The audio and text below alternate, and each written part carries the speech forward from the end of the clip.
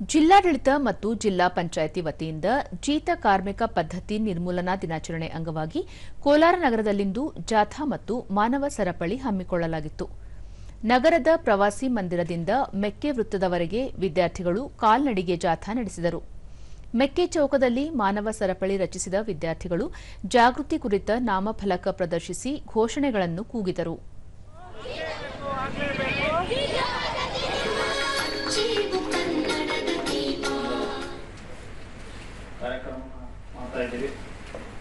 Supporting all the government ಅಂಕಿಅಂಶಗಳನ್ನು ನೋಡ್ತಾ ಇದೆ. ಅದರಲ್ಲಿ ಈ ಮೂಲಕ ಬಳಿಕ ಜಿಲ್ಲಾ ಪಂಚಾಯಿತಿ ಕಾರ್ಯನಿರ್ವಹಣಾಧಿಕಾರಿ ಡಾ ಪ್ರವೀಣ್ ಪಿ ಬಾಗೇವಾಡಿ ಮಾನವ ಹಕ್ಕು ಮತ್ತು ಸ್ವಾತಂತ್ರ್ಯವನ್ನು ಸಂವಿಧಾನ ಪ್ರತಿಯೊಬ್ಬರಿಗೂ ಕಲ್ಪಿಸಿದೆ. ಜೀತ ಪದ್ಧತಿ ಮನುಕುಲದ ಕಳಂಕವಾಗಿದೆ. ಇದನ್ನು ನಮ್ಮ ಸಮಾಜದಿಂದ ನಿರ್ಮೂಲನೆ ಮಾಡುವ ಅಗತ್ಯವಿದೆ ಎಂದು ತಿಳಿಸಿದರು. ಸಾಲ ಪಡೆಯೋದು it may be because of poverty, may be on some financial difficulties ಇದ್ದಾಗ ನಾವು ಹೋಗಿ ಯಾರ ಕಡೆಯಿಂದ ಸಾಲ ಪಡ್ಕೊಂಡು ಅದು ಬಾಂಡ್ ಮಾಡ್ಬೋದು.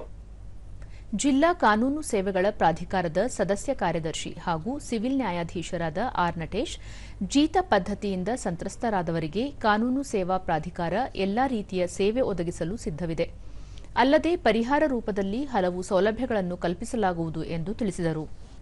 ಅಬಾಲಿಷನ್ ಸಿಸ್ಟಮ್ನಲ್ಲಿ ಬರುವಂತಹ ಸಂದರ್ಭದಲ್ಲಿ ತಕ್ಷಣವೇ ಅದಕ್ಕೆ ಕಾರ್ಯಪ್ರವೃತ್ತಿಸುವಂಥದ್ದು, ಆ ಒಂದು ಸಿಸ್ಟಮ್ನಲ್ಲಿ ಇದ್ದಂತಹ ವ್ಯಕ್ತಿಗಳಿಗೆ ಸರ್ಕಾರದಿಂದ ಸಿಗಬೇಕಾದ ಸೌಲಭ್ಯಗಳನ್ನು ಕೊಡಿಸುವಂಥದ್ದು, ಈ ಎಲ್ಲ ಕೆಲಸಗಳನ್ನು ಕೂಡ ನಾವು ಮಾಡ್ತೇವೆ.